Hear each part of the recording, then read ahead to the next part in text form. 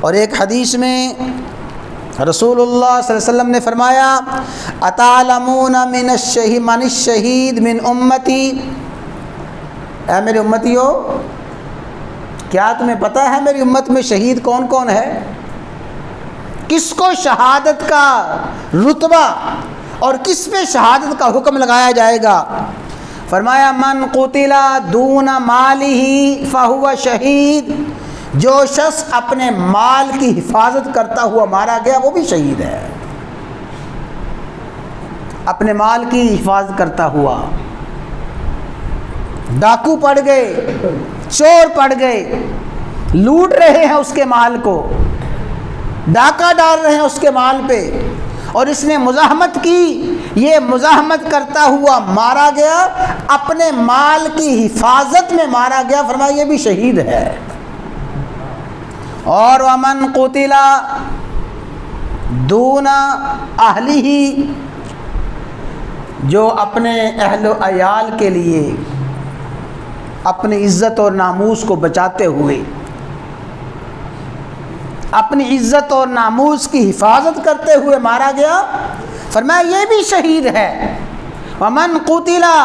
دون دینہ، اپنے دین کی حفاظت کرتے ہوئے، اپنے دین پہ قائم اور اپنے دین پہ ڈٹے ہوئے مارا گیا، یہ بھی شہید ہے۔ اور فرمایا الشہداء خمسہ، شہداء 5 طرح کے ہیں، شہادت کی گویا 5 قسمیں ہیں۔ المطعون، جو طاعون کی بیماری میں مارا گیا شہید، والمبتون، پیٹ کی کسی بیماری میں مارا گیا شہید، اور والغارق، ڈوب کے مر گیا شہید ہے۔ اور فرمایا جو کسی ملبے کے تلے دب کے مر گیا، کسی پہاڑ کے نیچے، کسی عمارت کے نیچے، کسی وزن کے تلے دبا، پانی میں بہہ گیا، شہید ہے۔ اور اللہ کے نبی نے فرمایا وہ عورت جو زچگی کی کیفیت میں، زچگی کی تکلیف میں مر گئی، وہ بھی شہیدہ ہے۔ اللہ تعالیٰ اس خاتون کو بھی وہ شہادت کا مقام اور اس خاتون کو شہادت کا رتبہ اور مرتبہ عطا فرمائیں گے۔ اور ایک حدیث میں رسول اللہ صلی اللہ علیہ وسلم نے فرمایا الشہادۃ سبع سوى القتل فی سبیل اللہ، لوگوں ایک تو اللہ کے راستے میں لڑتے ہوئے مارا جانا شہادت ہے، اس شہادت کے علاوہ بھی شہادت ہے المطعون، طاعون کی بیماری میں مرنے والا، والغارق، اور ڈوب کے مرنے والا، اور فرمایا وصاحب ذات الجنب، وہ ذات الجنب کی بیماری میں مرنے والا، ذات الجنب پسلیوں کی بیماری، کوئی پسلیوں کی بیماری اسے آئی، پھیپھڑوں کی بیماری اسے آ گئی، اور پیٹ کی تکلیف اسے آ گئی، فرمایا ذات الجنب میں مرنے والا، والذی یموت تحت الہدم، کسی عمارت کے تلے آ کے دب کے مر جانے والا، وہ شہید ہے۔ اور فرمایا وہ عورت جس نے بچے کو جنا اور بچے کو جننے کے بعد اسی تکلیف میں مر گئی، وہ عورت بھی شہید ہے۔ اور اللہ کے نبی نے فرمایا میں دیکھ رہا ہوں وہ ناف کٹا ہوا بچہ اپنی اس مرحومہ ماں کو گھسیٹتے ہوئے جنت میں لے کے جا رہا ہے۔ وہ خاتون وہ بھی شہیدہ ہے، اس عورت کو بھی اللہ تعالیٰ شہادت کا مقام عطا فرمائیں گے۔ تو یہ رسول اللہ صلی اللہ علیہ وسلم نے صحابہ سے فرمایا کہ صرف اللہ کے راستے میں مرنے والا، لڑنے والا شہید نہیں ہے، بلکہ یہ بھی شہادت کا مقام پانے والے ہیں۔ اور یاد رکھیں یہ تو وہ بنیادی اور چند شہداء کا میں نے تذکرہ کیا ہے، علماء نے تقریباً 40 سے زیادہ صورتیں لکھی ہیں کہ ان صورتوں میں جس کو شہادت کی موت ملے گی اور جو مر جائے گا وہ شہداء کا مقام پائے گا۔ لیکن میں نے عرض کیا کہ حقیقی شہید وہی ہے جو اللہ کے راستے میں مارا جائے، یہ شہداء حکماً شہداء ہیں، اللہ ان کو وہ رتبہ اور مقام عطا فرمائیں گے۔ جیسے سمجھانے کے لیے عرض کرتا ہوں، بھئی سرکاری ملازم تو بہت سے ہوتے ہیں، جو چوتھے درجے کا ملازم ہے وہ بھی سرکاری ملازم ہے، اور 22ویں گریڈ کا آفیسر وہ بھی سرکاری ملازم ہے،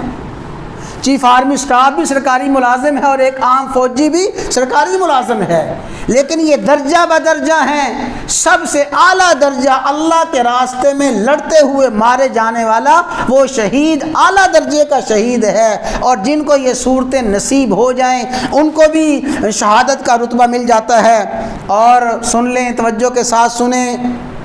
فرمایا من سال الشہادت فی سبیل اللہ،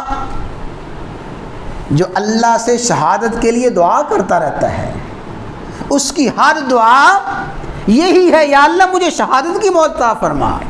اور صادقاً بقلبہ، صدق دل کے ساتھ دعا کرتا ہے، اس لیے کہ دل کا معاملہ تو اللہ جانتے ہیں۔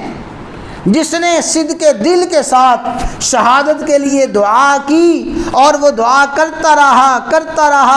رہا، لیکن اس دعا کی کثرت کے باوجود وہ مرا اپنے بستر پہ ہے، فرمایا اللہ تعالیٰ اس کو بھی شہادت کا رتبہ عطا فرماتے ہیں، لیکن خلوص دل کے ساتھ دعا کرتا رہے۔ اور ایک حدیث میں فرمایا کہ وہ اپنے بستر پہ مرا، وَلَوْ لَمْ تُصِبْهُ، اسے شہادت ملی نہیں ہے، شہادت کے لیے دعا اس نے کی ہے، شہادت کے لیے دعا کرتا بستر کی موت مرا ہے، اللہ پھر بھی اس کو شہداء میں شامل فرما دیں گے۔ اور سب سے بہترین دعا، سب سے اعلیٰ دعا شہادت کی وہی ہے جو فاروق اعظم کیا کرتے تھے رضی اللہ تعالی عنہ۔ بخاری شریف کی روایت ہے، فاروق اعظم دعا کرتے تھے،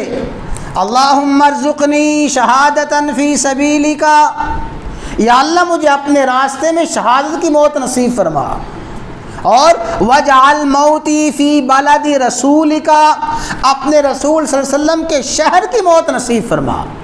شہادت کی موت بھی آئے اور شہر رسول میں مدینہ منورہ میں موت آئے۔ صحابہ کرام فرماتے ہیں ہم امیر المومنین خلیفۃ المسلمین کی یہ دعا سنتے تھے اور تعجب کرتے تھے کہ امیر المومنین ہیں مدینہ منورہ میں، اور مدینہ منورہ تو حرم ہے جہاں پہ لڑائی کرنا جنگ کرنا منع ہے، اس حرم میں مدینہ میں عمر دعا مانگ رہے ہیں، کیونکہ کہتے تھے نا وجعل موتی فی بلد رسولک، اپنے رسول کے شہر میں موت نصیب فرما، شہادت کی موت، تو رسول کے شہر میں تو لڑائی ہے ہی نہیں ہے، جنگ کرنا ہی حرام ہے، تو عمر کو یہ شہادت کی موت کیسی ملے گی؟ لیکن اللہ تعالیٰ نے فاروق اعظم کی وہ دعا ایسی قبول فرمائی، اللہ کے راستے میں موت بھی آئی، اور منبر رسول اور مصلی رسول پہ موت آئی، مسجد نبوی میں موت آئی، اور اللہ نے ہمیشہ کے لیے پہلو رسول میں جگہ نصیب فرما دی۔ تو یہ سب سے اعلیٰ عمدہ دعا ہے، اللہم ارزقنی شہادتا فی سبیلک واجعل موتی فی بلد رسولک۔ فرمائے جو شخص خلوص دل کے ساتھ صدق قلب کے ساتھ شہادت کی دعا مانگتا رہے، اللہ تعالیٰ اسے شہادت کی موت نصیب فرما دیتے ہیں۔